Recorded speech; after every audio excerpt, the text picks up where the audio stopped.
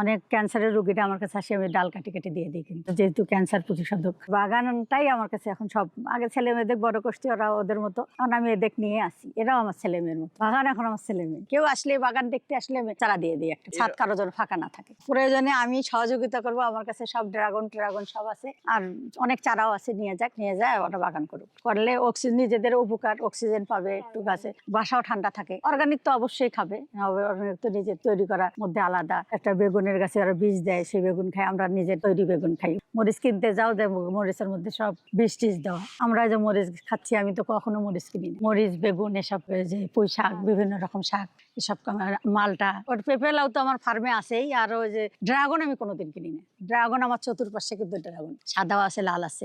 প্রথমের দিকে কেউ পছন্দও করে না, এখনো ওরা অত পছন্দ করে না। আমি আমার মতো করে যাচ্ছি না, আমার নাতি আমার ছেলে খাওয়াই, খুশি হয়ে যায়। তো আমি এখনো স্ট্রবেরি গুলা হয়, আমি একটা স্ট্রবেরি খাই না, ওদেরকে নাতিপতি ছেলে এদেরকে খাওয়াই। বাগানে তো মনে করেন যে ড্রাগন গুলা পানসা লাগে, এগুলো সব মিষ্টি, আলাদা স্বাদ। ছাদের পেঁপে একটা খালেও অনেক স্বাদ, ছাদের জিনিসের স্বাদ বেশি। ঢাকায় ছিলাম ওদের সঙ্গে, তখন তো বাগান করতে পারিনি। বাসা আমার এটা শুরু থেকেই বাসায়, শুরুতে বাচ্চাদের মানুষ করছি, সংসার করছি, তখন এগুলো করতে পারিনি। এখন আমার সংসারে এখন আমার অত ঝামেলা নাই, ছেলের বইয়েরা সবকিছু করে। আমি এখন বাগানের দিকে আসি। গাছ কালেকশন প্রথম আমার স্থানীয় ভাবে যতটুকু পাইছি গাড়লাম, তারপর আস্তে আস্তে ঢাকায় বা ফেসবুকে দেখি, যেখানে যে গাছের সন্ধান পাই, আমি সেখান থেকে কালেকশন করি। আজকে এখানে আসছি। আমার ছেলেরা দিল্লিতে বা বাইরে বেড়াতে গেলে ওদেরকেও বলি আনতে, এমনকি সিঙ্গাপুর থেকে বিসিটিসি নিয়ে এসে লাগাইছি। ও ছেলে মেয়েরা বাইরে যাওয়ার পরে বলে, আম্মু তোমার জন্য কি আনবো? আমি বলি, না আমার কিছু লাগবে না, তোমরা আমার জন্য গাছ নিয়ে এসো। বলে, গাছ কিভাবে নিয়ে আসবো আম্মু? বিসি নিয়ে এসো, বিসি দিয়ে আমি